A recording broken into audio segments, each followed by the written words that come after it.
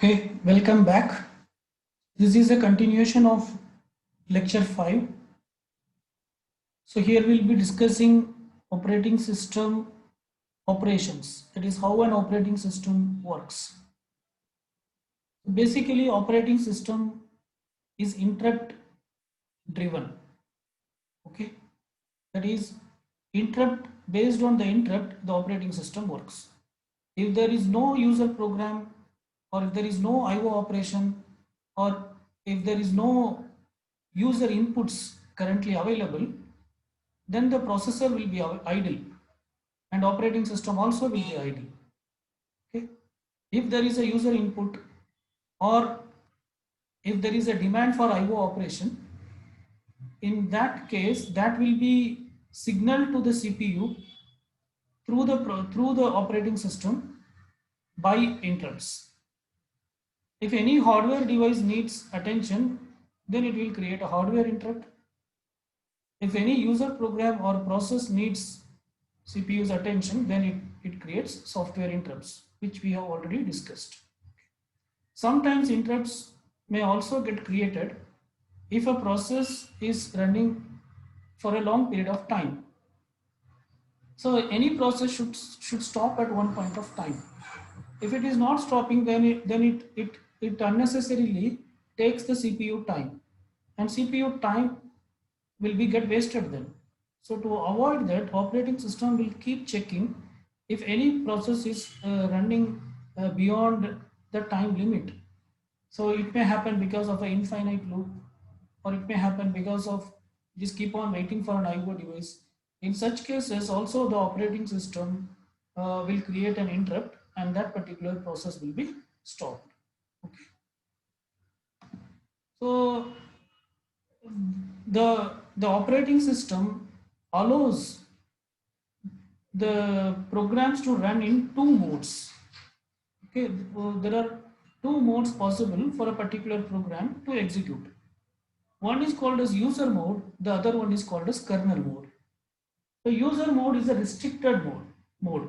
User mode is a restricted mode where the program is allowed to execute only a few instructions which will not create any threat for the computer. Okay. Whereas kernel mode is a highly privileged mode where the program can execute any instruction, but it also involves some risk. So the kernel mode will not be normally given to a particular user unless and until it is acknowledged by the operating system. Okay. So how to control the two modes? The two modes can be controlled by using a mode bit. So initially when a particular process is loaded into the main memory, so initially you are loading the process from the hard disk to main memory. Okay, at that time the process will be in kernel mode. At that time the process will be in kernel mode. Once the process got, so it is loaded from the hard disk. So let us assume here is the hard disk and the program is residing in the hard disk. Okay, so somebody should load the program from the hard disk to the main memory. Who will do that? User will not do that, operating system will do that. And this is what mode? This is kernel mode. So operating system will load the program from the hard disk to the main memory. So at that time it will be in kernel mode. Once it is loaded, the program will continue working in user mode. Okay, and during execution, assume the program wants to perform some high privileged task for which it needs the support of the operating system. Okay, that is, it needs to access a particular hardware. So it cannot do directly. So it will call the appropriate system call. So system call or functions which are used to perform high privilege task. So there are different system calls available to perform different operation. Maybe there is a system call to perform write operation on the memory. Maybe there is another system call to perform read operation from the memory. There may be a system call to perform printing to the printer.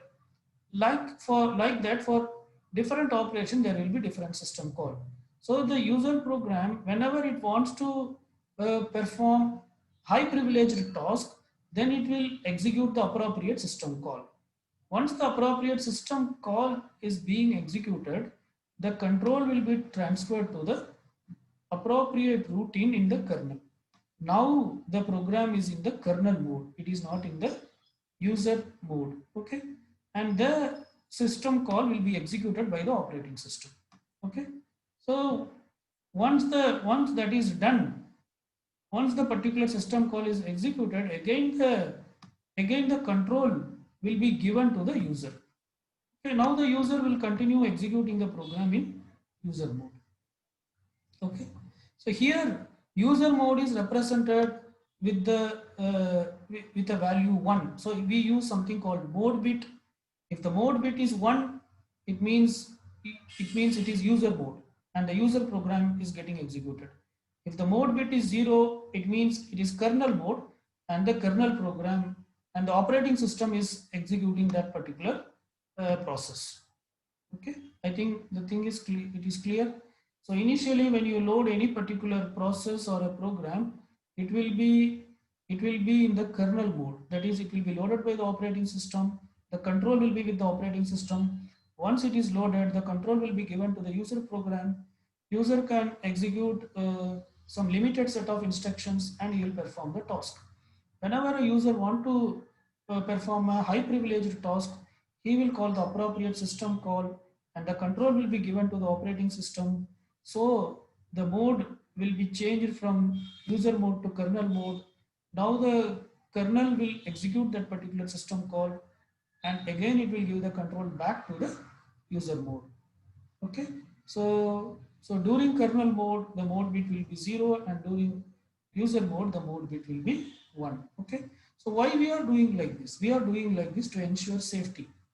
If you allow user process to execute kernel operation, then it may lead to some unpleasant things. Like if there are more than one process in the memory, maybe if one process is getting affected, it may affect another process also, or it may affect the operating system itself.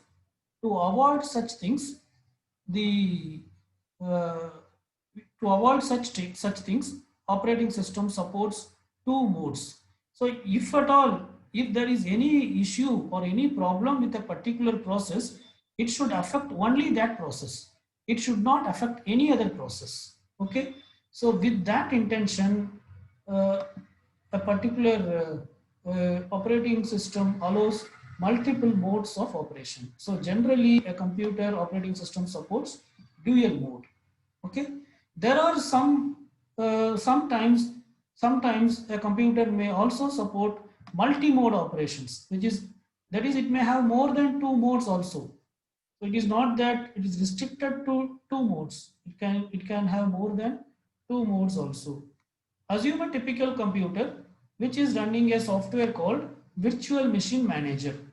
So what is a virtual machine? Virtual machine means it is like a simulated or a virtual environment. Say for example, I am using Windows operating system. Now I can have a virtual machine for Linux. Okay. So if I execute that particular program, I will get the look and feel of the Linux environment. And that particular program will be controlled by a software, and that software is called as Virtual Machine Manager. So if your computer is having a Virtual Machine Manager, then the user program will have the least privileged, the user mode. Then your program, then your system will have three modes: user mode, the first one, and then it will have the next mode for virtual machine and next mode for kernel. Okay, so user mode will have one level of privilege, and when you are running virtual machine, it will have higher privilege than the user mode. Okay, when kernel is being executed, kernel will have higher privilege than the virtual machine. Okay, So like that, depending on the type of the system, it may have more than 2 modes also. So it is highly recommended to have at least 2 modes. So nowadays, most of the operating system has these 2 modes, user mode and kernel mode. Okay, so this is done to ensure safety. Fine.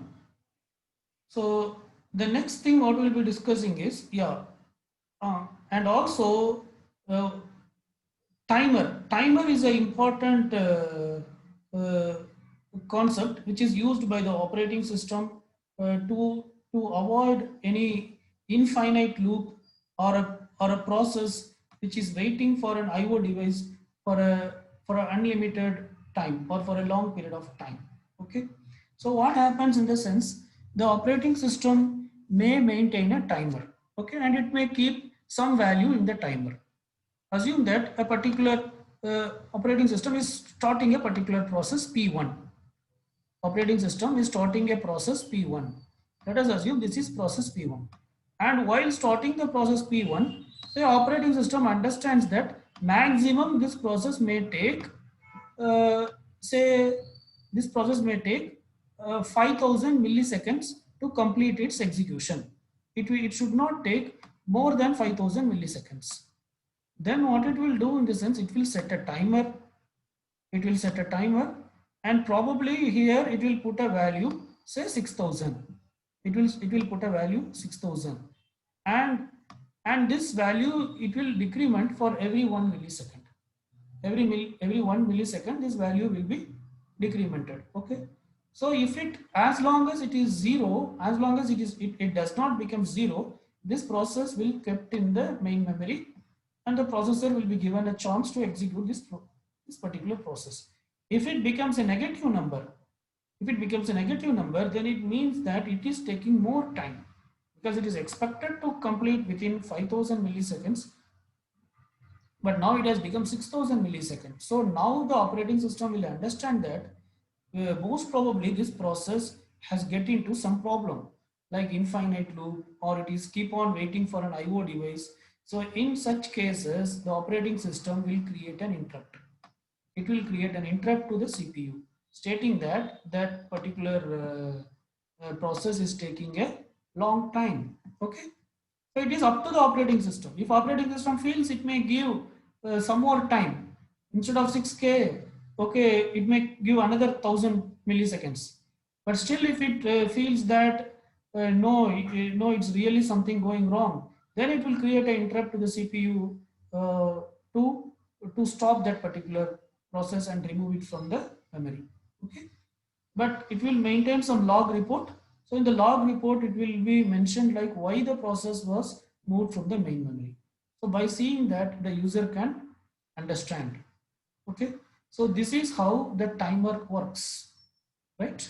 So let us now discuss some examples for this timer. Okay, a 10-bit uh, so a timer will also use a counter.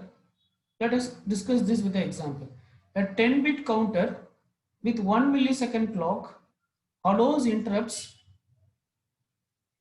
at intervals from 1 millisecond to 1024 milliseconds in steps of 1 millisecond.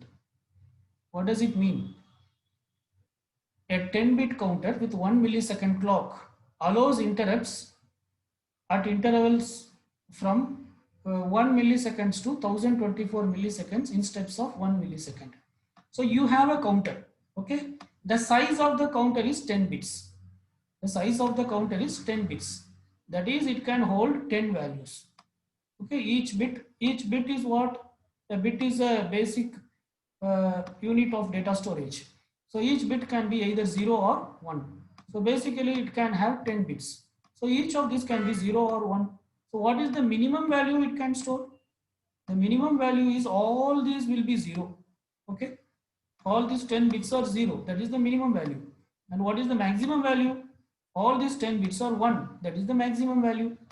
Okay, so if all the 10 bits are 0, then what it means? If all the 10 bits are 0, then then the value is 0. If all the 10 bits are 1, then the value is how much? 1023. Then the value is 1023. Okay. So totally using a 10-bit counter, how many values you can store? You can store values from 0 to 1023. Okay, so that means you can store 1024 values totally. Totally you can store 1024 values. Okay, so this counter can be used to create an interrupt in the range of 1 millisecond to 1000 millisecond, 1024 milliseconds. Okay,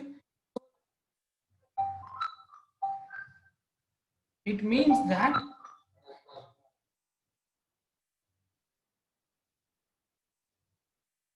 it means that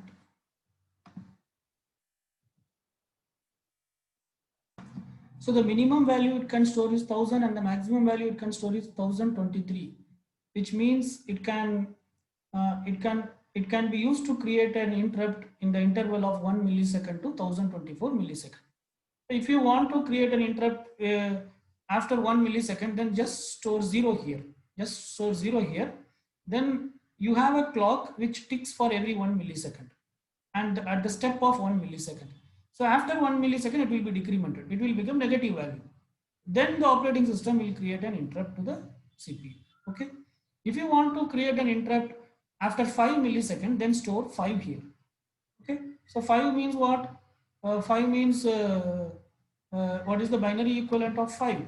So 5 means yeah, 1 0 okay, so 0 8421, right? 0 1 0 1. So this is 5. So the last 4 digit, that is the least significant bit, will be 0 1 0 1. Remaining all bits will be 0. Okay. So so so so here what will happen? You are storing 5. So after 1 millisecond, this will become 4. After that is sorry after 1 millisecond it will become 4, after 2 millisecond it will become 3, after 3 millisecond it will become 2. Okay, after 4 milliseconds it will become 1, after 5 milliseconds it will become 0, after 6 milliseconds it will become -1. Then it will create an interrupt because the time has elapsed. Okay, if you want to create an interrupt after 1024 milliseconds, then fill it all with ones and decrement the counter. Okay, so that's the idea, right? So similarly, you can work out. Okay, say uh, if the counter size is 8-bit, then it will have 0 to 2 to the power 8. Then it can hold. Uh, it can be used to create interrupts in the interval of 1 milliseconds to 2 to the power 8 millisecond. Okay, this is 2 to the power 10. Okay, so that is the whole idea. Here is another example. A program with a 7-minute time limit, for example, would have it counter initialized to 420. Every second the timer interrupts and the counter is decremented by 1. So this is a very straightforward example. Uh, so the program with a 7-minute time limit, that is the operating system identified that this program should maximum take 7 minutes to execute. It should not take more than 7 minutes at any cost. Okay. So in the counter, it stores a value 420. Why 420? Because 7 minute contains 420 seconds, 60 into 7. Okay. So it stores the value 420, and what it does is after every second it will decrement this. After 1 second it will become 419. After 2 seconds it will become 418. Okay, and whenever it becomes a negative number, whenever it becomes -1, then the operating system will understand that it is taking too much time, so something wrong, maybe an infinite loop, or it is waiting for an IO operation to complete. So it will immediately create an interrupt to the CPU, and it will request the CPU to halt that particular job. Okay.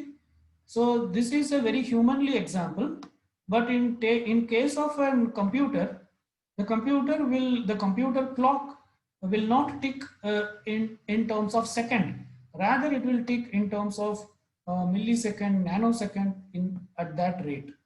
Okay, fine. So that's it for this session.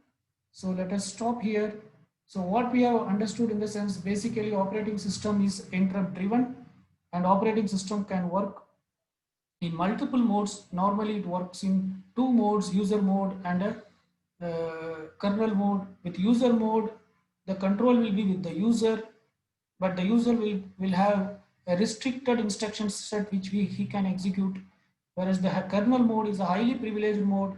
If user mode want to execute some high privileged instructions, then he has to call the appropriate system call, and it will be transferred from user mode to kernel mode, and operating system will take charge and it will execute the appropriate routine, and once again the operating system will give the control back to the user mode, uh, and, and this is how the things works. So user mode is represented by the mode bit 1, and kernel mode is represented by the mode bit 0. In some cases you can also have more than two modes, multi-mode. Example, we have discussed a VMware. If your computer is running a VMware, then VMware will have a privilege which is in between user mode and kernel mode. That is, user mode will have the limited privilege, and the VMware will have better privilege than user mode, and kernel mode will be highly privileged. And then we have discussed about timers and counters. So basically, timers are used to ensure that no program is running for a long period of time, and unnecessarily using the system resources. So operating system will ensure that by using timers and counters. Okay, thank you. Thanks for joining. We'll stop here.